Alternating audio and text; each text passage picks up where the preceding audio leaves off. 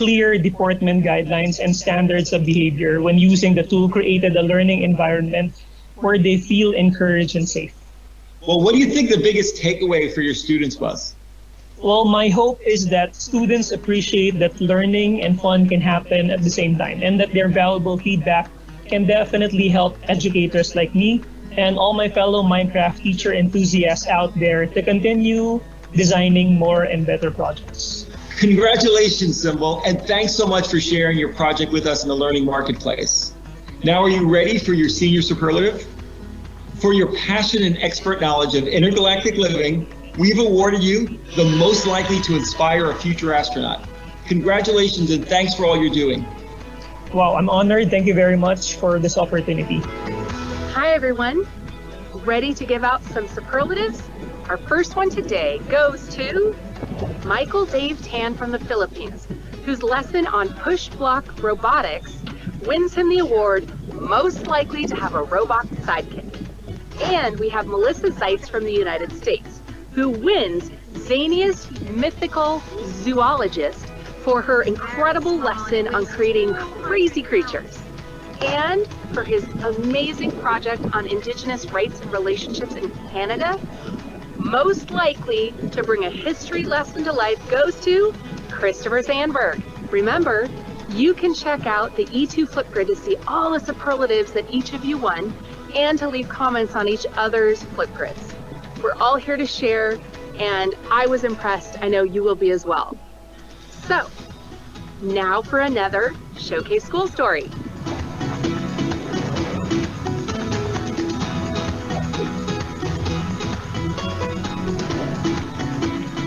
Hi, Shania. Excited to have you with us today. Can you tell the audience a little bit about yourself and your school? Hi, Dina. Thank you so much for having me. Yes, my name is Chanel Viviers. I come from Johannesburg, South Africa, and I'm the Director of Technology and Innovation at Steyn City School. Wonderful. So what is Steyn City's mission, and how do your students work towards that mission? Steyn City's mission is to always look at skills-based learning for our students. So our focus has been on equipping students with future-ready skills from the word go. And we believe in real-life situations and real, authentic learning situations in class. And this is really the true sense of learning, right? When it's real, when it's connected to real life problems and challenges, and when students are able to see how they can make a difference around them. This is really amazing. In the past few months, all schools around the world have just gone through just an amazing transition and such an accelerated shift because of the pandemic and the situation we're in. Do you want to tell us a little bit about how did Steyn City manage during the pandemic and school closure? Well, the remote learning transition was quite a smooth and easy one for us as a school because the children are familiar with Teams, they're familiar with OneNote, the teachers are familiar with it, so it was really a painless scenario.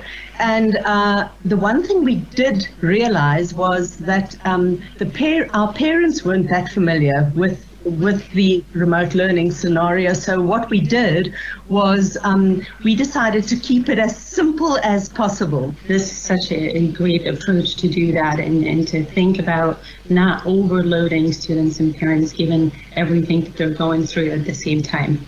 And speaking of not overloading them, I heard that Minecraft is huge at Steyn City.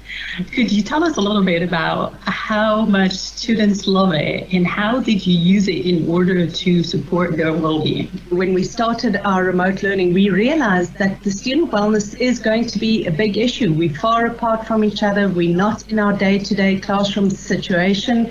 And Minecraft was one of those great tools to use because we could collaborate. The children could create worlds together. We used the multiplayer function. The teachers then how to look after their emotional well-being. We all know how much children enjoy Minecraft, and they created play dates in Minecraft. We even did a whole school assembly so the children could walk around in their school even though they were very far away. I want to go back to a point that you mentioned before about authentic learning in real life, project-based learning. Could you tell us a little bit more about your philosophy around the difference between a rigid curriculum and curriculum that really gives students purpose? We realized it's our role to move away from a rigid curriculum and to give them the sense of purpose and skills that they get from contributing to a better world. We let our students guide very often what the learning scenario is going to be. So if something interests a child, we'll personalize the learning for that specific child's area of interest. So we encourage children to come up with the complete solution from their community or within the school environment or within their home environment that is improved by the technology that we have available. Speaking of technology that you have available, I just learned that on top of Minecraft and Microsoft 365 and your use of Teams, that there was an addition of artificial intelligence, that you've been using AI at your school. So can you tell us a little bit more about your plans to use AI and maybe some of the projects or assignments that have resonated with students and they kind of latched on to AI? When we started exploring the possibilities of artificial intelligence and we looked at Azure and the Internet of Things, we realized that that was definitely more towards the ultimate goal that we were moving towards. We were approached by Microsoft and X in a Box to pilot a program using the X in a Box kits this year, being able to code them, coming up with the data analysis. It all works together. And our students have absolutely loved working with X in a Box. I love this. You're creating